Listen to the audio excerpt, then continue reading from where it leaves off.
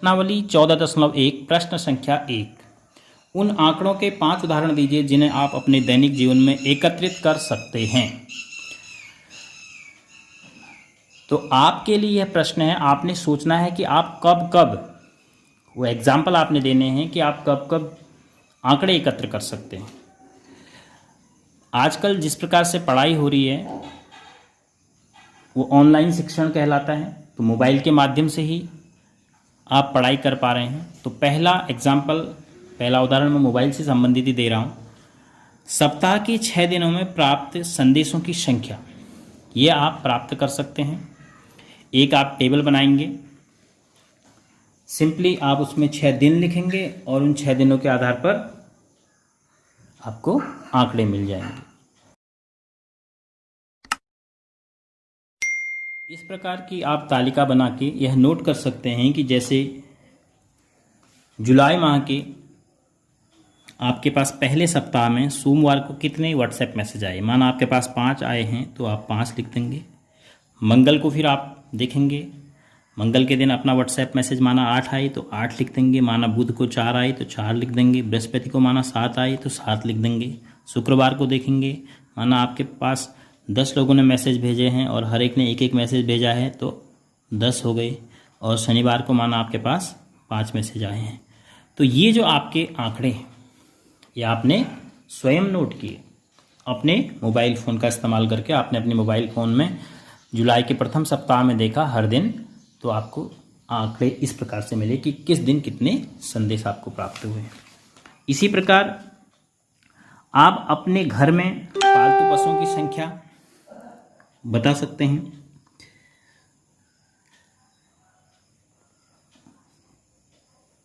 घर में पालतू पशुओं की संख्या,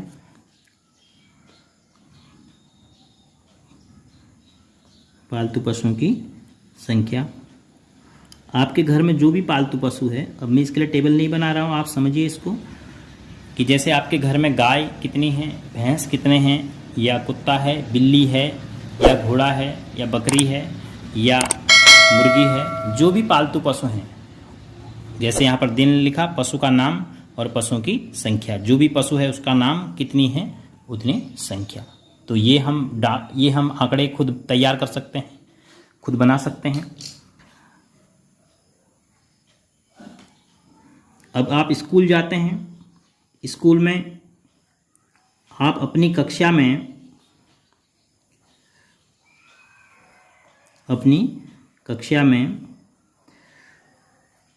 विभिन्न गांवों से आने वाले छात्र विद्यार्थियों की संख्या, विभिन्न गांवों से आने वाले विद्यार्थियों की संख्या के आंकड़े इकट्ठा कर सकते हैं। विभिन्न गांवों से आने वाले विद्यार्थियों की संख्या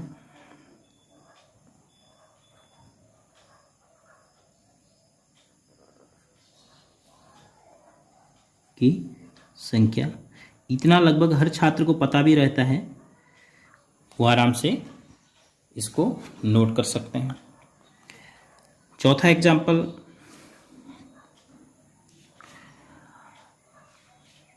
अब अगर आपको पूछा है कि आपके विद्यालय में कक्षा 10 में कितने बच्चे हैं, कक्षा 8 में कितने बच्चे हैं, अगर आपको नहीं पता है और आप आंकड़ा इकट्ठा करना चाहते हैं तो कर सकते हैं। इंटरवल में कक्षा अध्यापकों से अनुमति लेके, आप उनके रजिस्टर को देख के, या फिर विद्यालय बोर्ड से उतार के आप आंकड़े एकत्र कर सकते हैं। किस प्रकार से? अपने विद्यालय की विभिन्न कक्षाओं में कक्षा का नाम लिखेंगे और उसमें विद्यार्थियों की संख्या, या छात्रों की अलग छात्राओं की अलग, ऐसा भी लिख सकते हैं।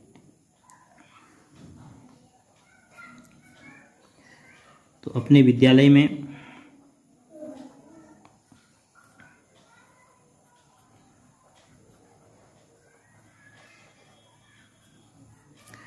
विभिन्न कक्षाओं में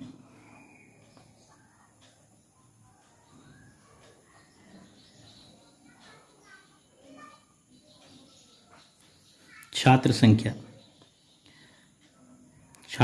में छात्र और छात्राएं दोनों आगे, ये मान लीजिए, या फिर छात्रों की अलग से नोट कर सकते हैं और छात्राओं की अलग से भी आप नोट कर सकते हैं।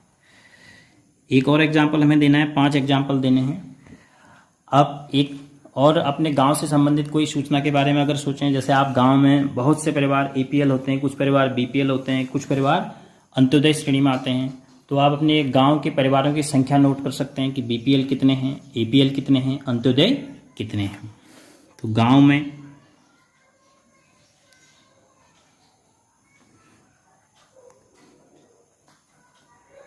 आर्थिक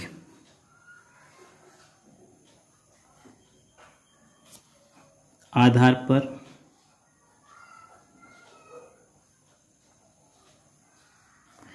परिवारों की संख्या,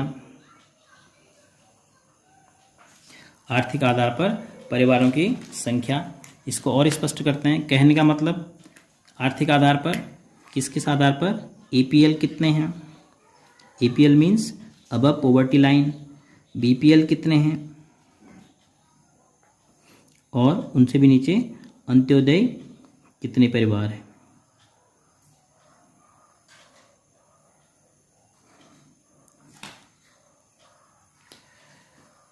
इस प्रकार से और भी बहुत सारी सूचनाएं हैं जो आप आंकड़ों के रूप में एकत्र कर सकते हैं। तो इन उदाहरणों के आधार पर आपने स्वयं भी सोचना है और ज़रूरी नहीं है कि आप मेरे द्वारा बताए गए उदाहरणों को ही उत्तर के रूप में नोट करें।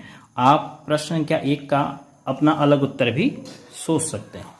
संख्या 2, ऊपर दिए गए प्रश्न 1 में आंकड़ों को प्राथमिक या गौण आंकड़ों में वर्गीकृत कीजिए। प्राथमिक आंकड़ों और गौण आंकड़ों के रूप में वर्गीकृत करना है आपने किन्हें, जो ऊपर के आंकड़े हैं। तो प्रश्न संख्या 1 में आपने 5 एग्जाम्पल दिए हैं और पांचों एग्जाम्पल्स में आपने पहले समझना है कि ये जो आंकड़े हैं किस प्रकार को अलग से हल करने की कोई आवश्यकता नहीं है। जो प्रश्न संख्या 1 में आपने 5 उदाहरण दिए हैं, अगर आप समझ गए हैं कि वो आंकड़े कैसे हैं, प्राथमिक हैं कि द्वितीय हैं, उनका केवल आपको एक वर्गीकरण कर देना है। तो चलिए समझते हैं। पहला उदाहरण दिया था, सप्ताह के 6 दिनों में प्राप्त संदेशों की संख्या। अब देखिए, सप्ताह के 6 दिनों में प्राप्त संदेशों की संख्या कौन एकत्र कर रहा था, आप स्वयं एकत्र कर रहे हैं, अपने फ़ोन से कर रहे हैं। तो ये आंकड़े कैसे हुए, प्राथमिक आंकड़े। घर में पालतू पशुओं की संख्या पहले से कहीं नोट नहीं है, आप स्वयं नोट कर रहे हैं, स्वयं आंकड़ों का आप अध्ययन कर रहे हैं, तो यह भी प्राथमिक आंकड़े हुए। अपनी कक्षा में विभिन्न गाँव से आने वाले विद्यार्थियों की संख्या। जैसा कि मैं आपको बता रहा था कि हर बच्चा अपनी कक्षा के बारे में लगभग जानकारी रखता है, तो वह हर बच्चे से पूछकर यह पता कर सकता है कि अमुक गांव से कितने बच्चे आ रहे हैं। उस आधार पर एक टेबल बना सकता है कि ए गांव से इतने बच्चे आ रहे हैं, बी गांव से कक्षा में इतने बच्चे आ रहे हैं। अगर कक्षाध्यापक के रजिस्टर की मदद ली जाएगी आंकड़ों को बनाने के लिए, तो फिर जो बच्चे ने आंकड़े बनाए हैं, आंकड़े एकत्र किए हैं, वो प्राथमिक न होके द्वितीयक हो जाएंगे। अपने विद्यालय में विभिन्न कक्षाओं में छात्रों की संख्या। अपने विद्यालय में विभिन्न कक्षाओं में छात्रों की संख्या, इसके लिए आपने हर कक्षा में जाके छात्रों की संख्या गिनने से ज़्यादा अच्छा है कि आप विद्यालय के बोर्ड में, जहाँ पर सूचना पट है, वहाँ पर पूरा स्कूल का डाटा होता है कि किस कक्षा में कितने बच्चे हैं, उसका इस्तेमाल कर सकते हैं, या सभी कक्षाध्यापकों से अनुमति लेके उनके रजिस्टरों का आप उपयोग कर सकते हैं अपने आंकड़ों को एकत्र करने में। तो द्वितीयक आंकड़े हो गए। गांव में आर्थिक आधार पर परिवारों की संख्या।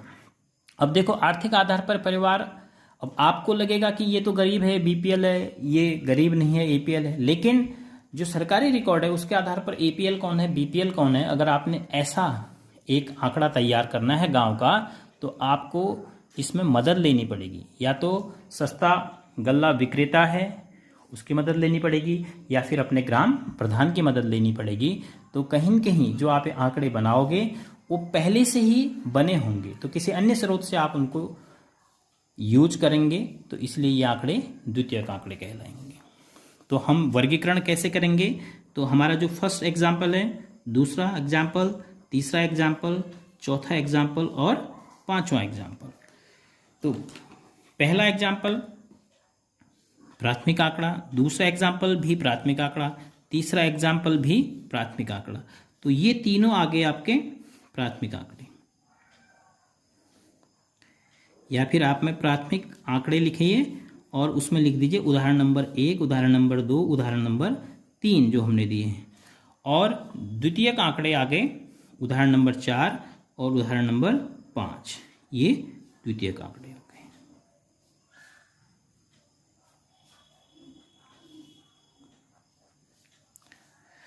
आशा करता हूँ प्रश्न संख्या 1 और 2 के बाद आपको और अधिक स्पष्ट हुआ होगा कि हम किन आंकड़ों को प्राथमिक आंकड़ा कहेंगे और किन आंकड़ों को द्वितीयक आंकड़ा।